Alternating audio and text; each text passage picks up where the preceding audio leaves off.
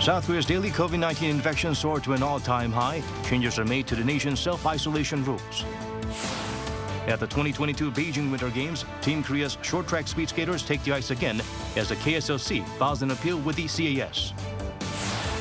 North Korea boasts of shaking the world by testing missiles that can strike the U.S. The U.S. media reports detecting signs of military parade preparations in the regime.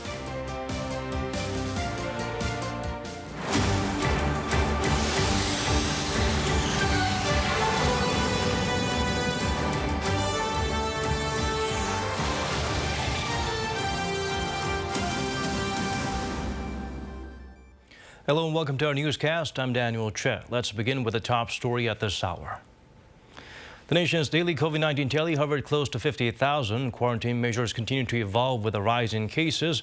Vaccinated individuals who come in close contact with an infected person won't have to self-isolate. Choi Min-jung starts us off. South Korea witnessed yet another record-high COVID-19 tally on Wednesday with 49,567 cases. It's the first time the figure in the country has surpassed the 40,000 mark. The tally jumped by nearly 13,000 cases from the previous day and has more than doubled compared to a week ago. The capital Seoul alone saw more than 10,000 cases for the first time, with a jump of nearly 6,000 cases over the past 24 hours. Patients recovering at home have also increased by 14,000 on week in the capital, bringing the total to almost 36,000. Starting Wednesday, COVID-19 patients only have to quarantine for 7 days, regardless of vaccination status. The quarantine clock starts ticking on the day of the COVID-19 test. Restrictions have also been eased for those who come into close contact with a COVID-19 patient. Previously, these people had to quarantine, but no longer if they are fully vaccinated. Instead, they will be subject to passive monitoring for 7 days, and if they experience any symptoms, they can take a PCR test at any time. However, unvaccinated household members who live under the same roof with a COVID-19 patient are required to self-isolate for 7 days. And those who come into contact with a patient at a high-risk venue, like nursing homes and care centers, will also be required to isolate. They will be released from quarantine once they get a negative PCR test result after 7 days. The government is also planning to distribute self-test kits free of charge to those under 60. With a limited amount of kits, it's likely that self-test kits will only be provided to people in need or those who face unique challenges in either accessing or purchasing them. Currently, only seniors aged 60 and over are eligible for regular PCR testing. Under 60s can get rapid antigen tests at local clinics or buy a self-test kit. Meanwhile, health authorities have said that once daily cases exceed 50,000, hospitals will be able to put COVID-19 patients in regular wards rather than negative pressure units. Choi Min-jung, Arirang News. The total number of coronavirus infections around the world surpassed the 400 million mark. And while countries in Asia see record highs, parts of Europe and the U.S. are easing restrictions with their daily tally declining. Kim Jung-ah has the latest. According to Worldometer, global COVID-19 cases have surpassed the 400 million mark, with 100 million infections occurring in the past month alone, driven by the highly transmissible Omicron variant. The death toll is now hovering above 5.7 million. The U.S. has reported the most cases, followed by India, Brazil, and France, while the death toll is again led by the U.S., followed by Brazil, then India, and Russia. In Asia, numerous countries are seeing record highs. Japan reported 159 new deaths on Tuesday, a new daily record, while Hong Kong will revert back to its most stringent restrictions amid record new infections on Tuesday at 625, which will include capping gatherings to just 2 people. Today, we're in a severe pandemic situation. I hope that the public will accept that we have to go back to the most stringent level of restrictions. However, in Europe, it's a different atmosphere. Italy is to ease its mask mandate for more outdoor spaces starting Friday in response to an improving coronavirus situation. Spain will also take a similar route this week, while France ended its outdoor mask mandate a week ago. France, Greece, and Portugal have relaxed COVID-19 travel restrictions, no longer requiring negative test results for fully vaccinated travelers. In the U.S., the states of New Jersey, Connecticut, Delaware, California, and Oregon have said they plan to lift indoor mask mandates for schools and other public places in the coming weeks due to a trend of fewer cases being reported. However, the Centers for Disease Control and Prevention has reiterated its careful stance on masking guidance, as the U.S. is still averaging more than 300,000 new daily infections. Average death appear to be plateauing at around 2,400 per day. Right now, our CDC guidance has not changed. We have and continue to recommend masking in areas of high and substantial transmission. That is essentially everywhere in the country in public indoor settings. Meanwhile, the World Health Organization has said that the global initiative to get COVID-19 tests, treatments, and vaccines to poor nations is, quote, running on fumes amid budget shortfalls, saying it has only received 5% of the donations needed to deliver on its aims this year. Kim Chang-ah, Arirang News. Back here in Indonesia, South Korean lawmakers are discussing ways to ensure people infected with COVID-19 and those in self-isolation can exercise their right to vote in next month's presidential election. Lee Kyung brings the developments from the National Assembly. Leading up to South Korea's presidential election on March 9th, the government is expecting to see daily infections to top 170,000 by next month. If an infection occurs before the early voting period, patients can cast their ballots at COVID-19 treatment centers. But the problem comes after the early voting, because if you get infected during the time, there's virtually no way to vote. There'll be no special polling stations for them on election day. Plus, by then, mail-in ballot applications will have been over for weeks. Under these rules, as many as 500,000 people could be unable to exercise their right to vote. To prevent it from happening, the ruling Democratic Party and the main opposition People Power Party are suggesting extending voting time to 9 p.m. After the regular voting ends at 6 p.m., they're proposing the use of the extra 3 hours to allow COVID-19 patients and people in self-quarantine to cast their ballots. The current guideline already allows those in self-isolation to vote after 6 p.m. after the regular voting period, but lawmakers are looking to expand this measure to include COVID-19 patients. With the National Election Commission, we'll consider drive-through voting and other measures to find the best way to ensure people can exercise their right to vote. However, the National Election Commission ruled out 2 of those options. Secretary General Kim Se-hwan said drive-through voting will face too many legal challenges. He also said it is not necessary to extend voting hours until 9 p.m. Instead, the NEC has suggested designating 2 days for them to vote, one during the early voting period and the other on election day, and extend the voting time after the regular voting period just briefly for patients to vote. Prime Minister Kim Buk-yeom says the government will finalize the voting protocols on the 15th in a ministerial meeting. Lee Kyung-eun, Arirang News.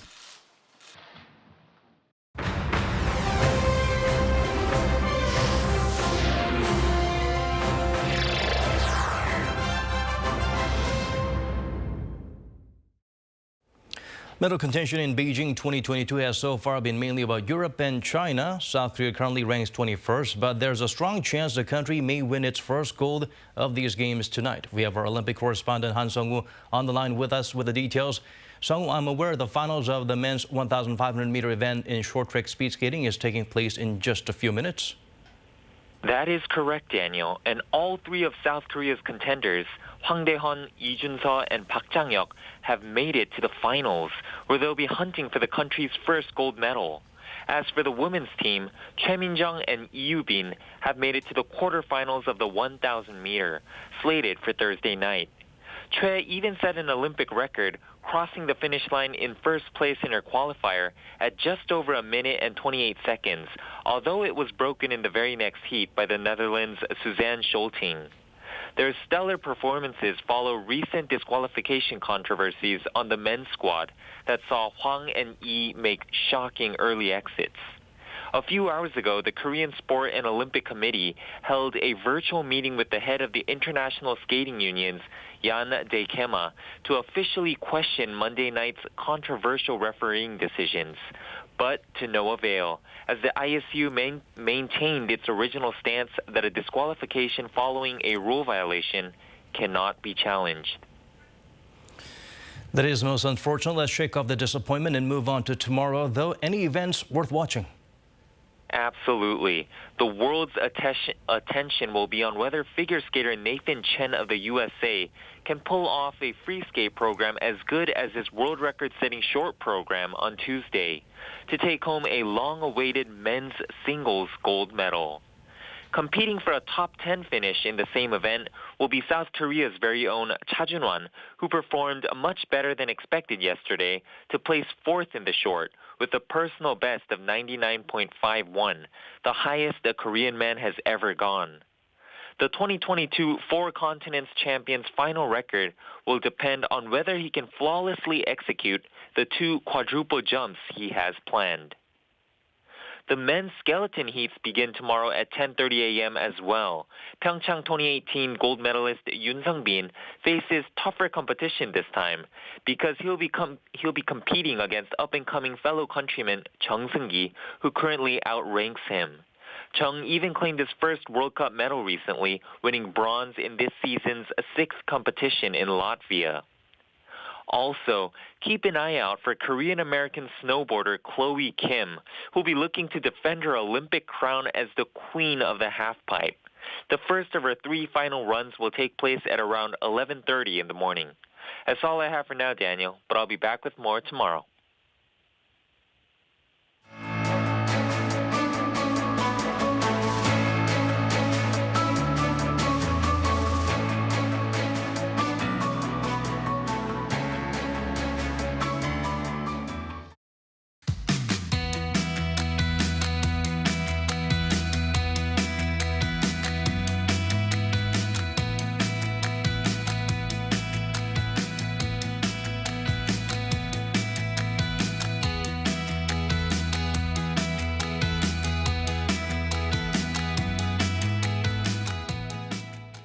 Moving on to other stories now. North Korea touts its recent missile tests as a challenge to the U.S. Meanwhile, some officials in Seoul point out to make progress toward denuclearization and peace, Washington needs to make the first move.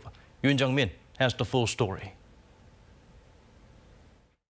The North Korean regime is praising its recent missile tests, calling them the result of the great courage and guts of its leader Kim Jong-un. In an apparent message for the United States, the North's foreign ministry claimed Tuesday that North Korea is the only state in the world to have tested missiles whose range covers American territory.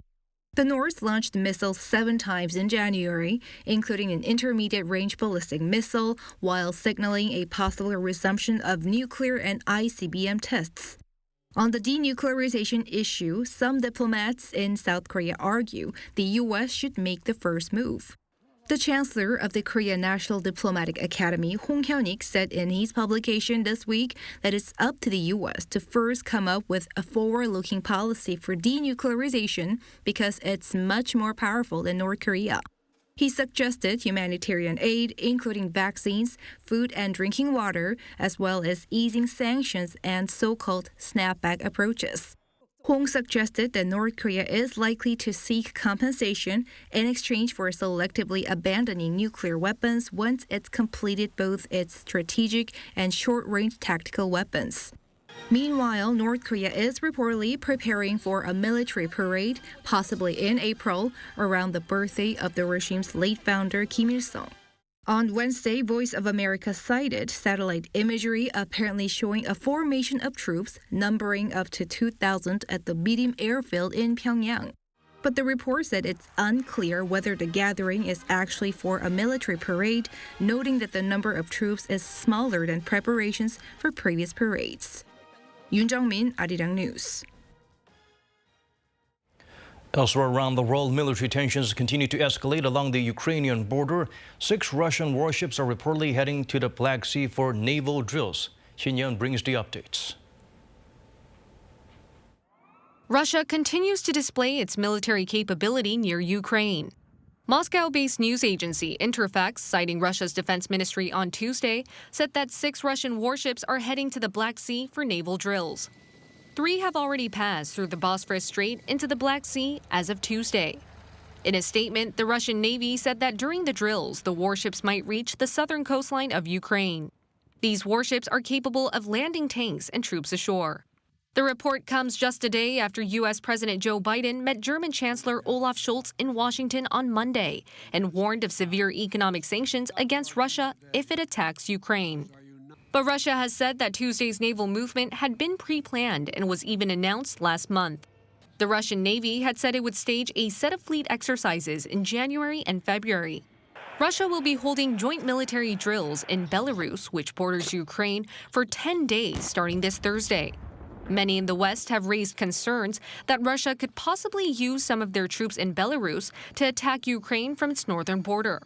Media outlets reported that Russia has already deployed some 100,000 troops near the Ukrainian border. Some say this number could be as high as 130,000. But during a meeting with his French counterpart on Monday, Russian President Vladimir Putin said there will be no military invasion as long as Ukraine does not join NATO. To address escalating tensions, U.S. President Joe Biden is set to soon meet French President Emmanuel Macron. Macron has been the first leader from a major Western power to meet the Russian president since Russia started amassing its troops near Ukraine. 신예은, Arirang News. South Korea hosted a hybrid meeting with ASEAN and the OECD to promote a green and inclusive partnership. The OECD Southeast Asia Regional Program was joined by a number of high-level officials from the OECD and ASEAN member states, including Seoul's top diplomat Chung Eui-yong, OECD Secretary General Matthias Cormann, and Vietnamese Foreign Minister Bui Dai Son. Key topics: digitalization and green recovery. Participants discussed cooperation on building smart cities and digital governance, as well as transition to carbon neutrality.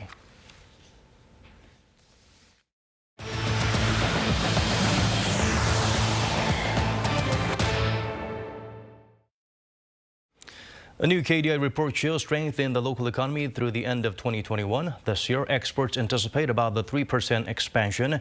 Manufacturing in December showed a rise in production. Retail sales were up too. Here's Kim Sung-min with a breakdown of the digits.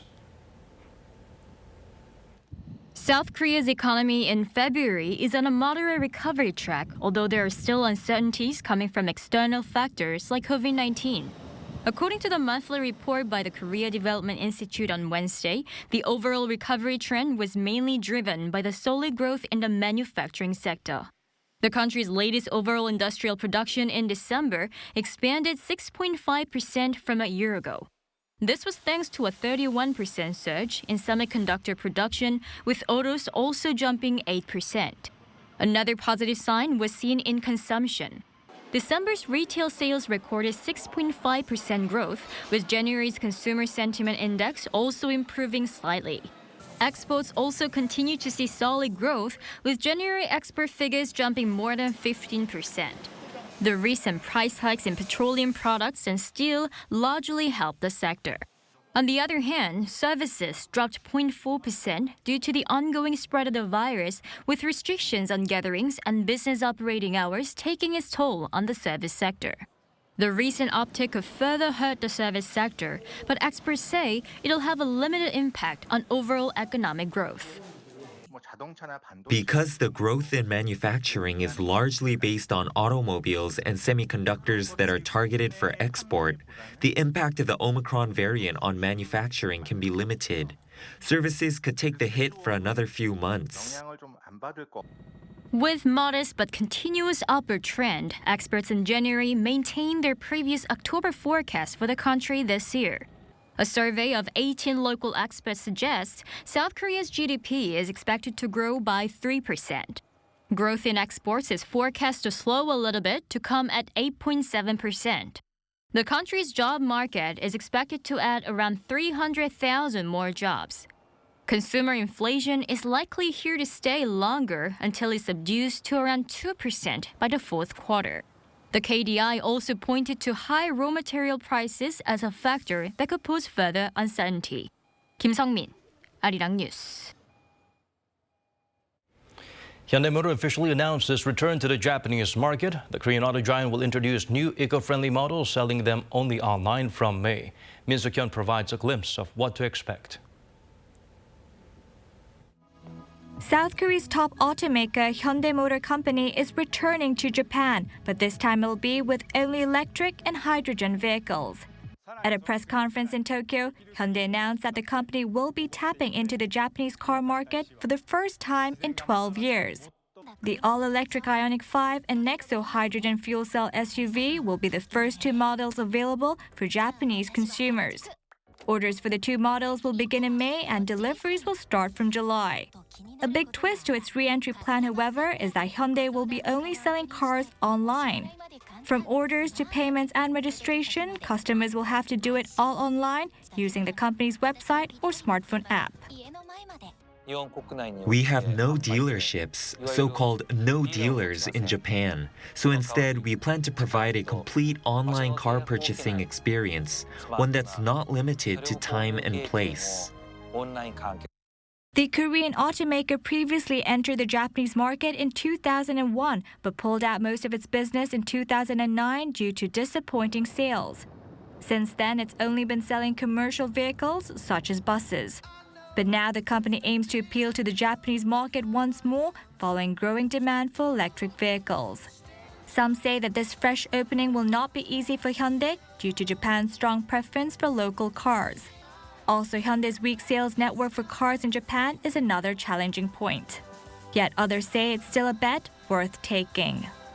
Samsung Electronics and Hyundai Motor are doing well in the European and US markets, so Japan is the only remaining advanced market to tap into. We may now have a chance to go all out in the Japanese market. By the second half of this year, Hyundai plans to build a service center in Yokohama City for those interested in giving the cars a test drive. The center will later be set up in several other areas across the country. The company is also teaming up with a Japanese car-sharing provider to draw in new customers and improve sales. 민숙현, Arirang News. Starting April, 300 major art pieces donated by Samsung's late chairman will be on display at the National Museum of Korea. These will include works by Claude Monet as well as iconic Korean paintings by Chung Sun. The museum is celebrating the first anniversary of Lee Gun-hee's donation of the works and will include more than double the number of donated pieces shown last year. The exhibition space will be designed to make visitors feel like guests at someone's home. The exhibition runs until August. All of Us Are Dead is currently ranked Netflix's 5th most popular non-English language series. The Korean zombie thriller made it to the top 10 on Tuesday. The ranking is determined based on how many hours a series has been viewed in the first 28 days following release. All of Us Are Dead is 5th with over 361 million hours in just 10 days since its debut. The spotlight has also turned to the original webtoon behind the series, known as Now at Our School. The number of views jumped by 80-fold since the thriller's release on Netflix on January 28th.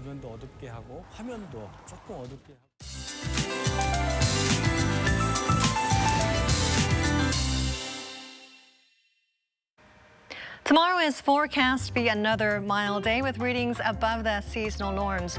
The capital region will be warm for the daytime with highs of 7 degrees tomorrow.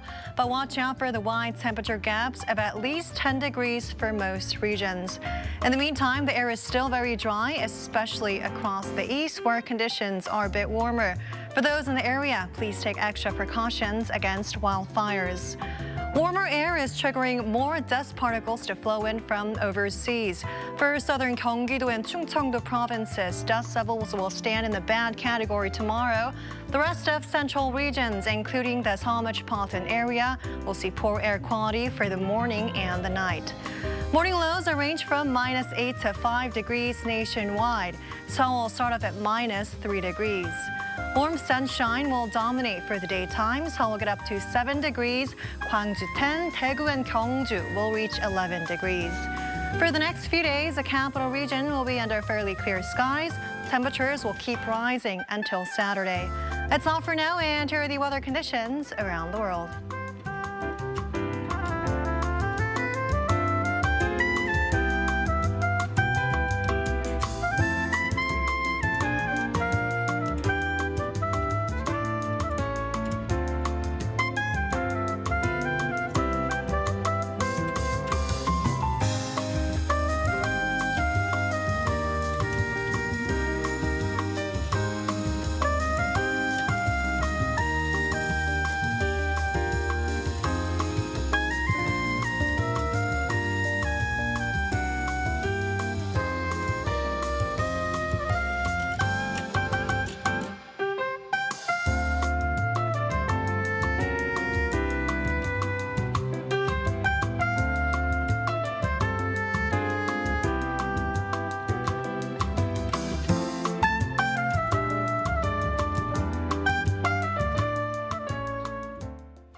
And that's all from us. As always, thank you for watching.